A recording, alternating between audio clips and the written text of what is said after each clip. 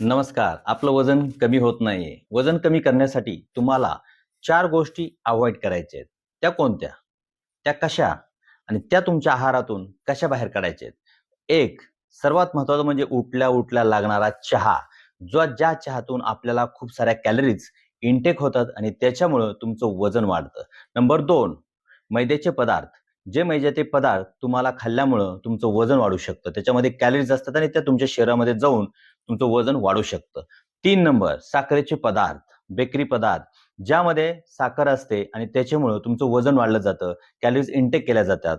अशा प्रकारे आणि नंबर 4 अनहेल्दी लाईफस्टाईल, तुमचा व्यायामाचा अभाव असणं, या 4 गोष्टींमुळं तुमचं वजन वाढू शकतं.